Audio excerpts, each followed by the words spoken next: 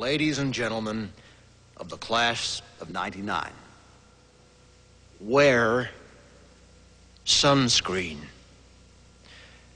If I could offer you only one tip for the future, sunscreen would be it. The long-term benefits of sunscreen have been proved by scientists, whereas the rest of my advice has no basis more reliable than my own meandering experience. I will dispense this advice now.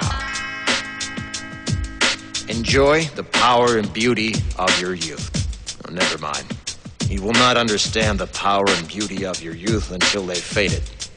But trust me, in 20 years, you look back at photos of yourself and recall in a way you can't grasp now how much possibility lay before you and how fabulous you really looked. You are not as fat as you imagine.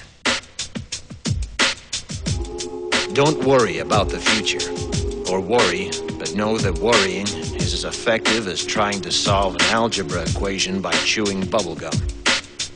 The real troubles in your life are apt to be things that never crossed your worried mind, the kind that blindsides you at 4 p.m. on some idle Tuesday.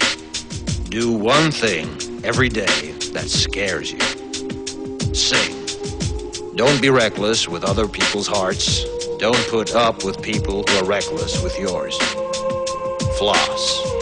Don't waste your time on jealousy. Sometimes you're ahead, sometimes you're behind. The race is long, and in the end, it's only with yourself. Remember compliments you receive. Forget the insults. If you succeed in doing this, tell me how. Keep your old love letters. Throw away your old bank statements. Stretch. Don't feel guilty if you don't know what you want to do with your life. The most interesting people I know didn't know at 22 what they wanted to do with their lives. Some of the most interesting 40-year-olds I know still don't. Get plenty of calcium. Be kind to your knees. You'll miss them when they're gone. Maybe you'll marry, maybe you won't.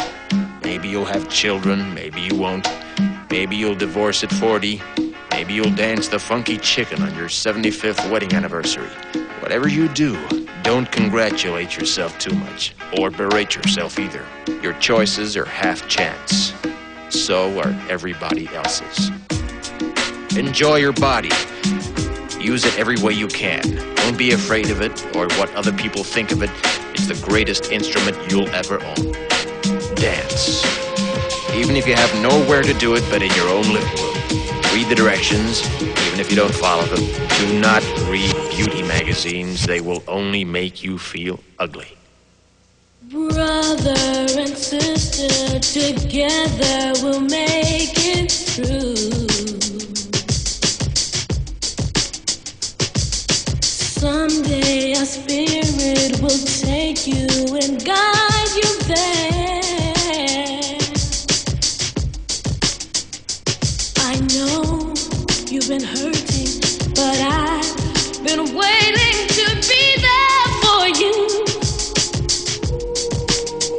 And I'll be there just helping you out whenever I can.